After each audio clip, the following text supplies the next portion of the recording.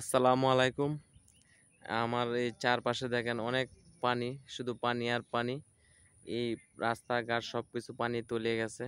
তো আমি এই পানির মধ্য দিয়ে এখানে আসছিলাম। এখানে আমি আমার ক্যামেরার যতটুকু সম্ভব আমি আপনাদেরকে দেখাইতেছি। দেখেন, এই রাস্তাটা ছিল এদিক দিয়ে যাওয়ার মতো, কিন্তু এই রাস্তার উপরে অনেক পানি, তো যার কারণে যেতে পারতেছি না।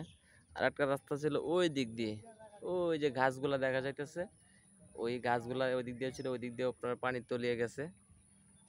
তো একমাত্র রাস্তা হচ্ছে নৌকা, নৌকা ছাড়া যাওয়ার কোনো উপায় নাই। তো আমি যতটুকু সম্ভব আমি আপনাদেরকে একটা জিনিস দেখানোর জন্য আসছিলাম এই জায়গায়। এই যে দেখেন, একটা ঘর দেখা যাইতেছে, ঘরটার সামনে একজন মানুষ দেখা যাইতেছে। দেখেন, মানুষটা এখন ঘরের ভিতরে ঢুকে গেছে।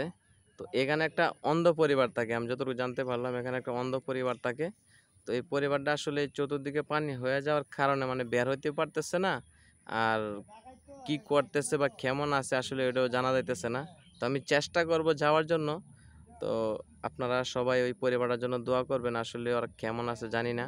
তো আমি যদি এখানে যা পৌঁছাইতে পারি, তারপর আমি জানতে পারবো যে আসলে ওরা খাবার খাইতে পারতেছে কি না, নাকি ভালো আছে নাকি অসুস্থ আছে। দেখেন, আরেকটা বিষয় হচ্ছে তাদের কোনো বিদ্যুতের ব্যবস্থা নাই, তাদের বাইরে থেকে বের হওয়ার কোনো ব্যবস্থা নাই।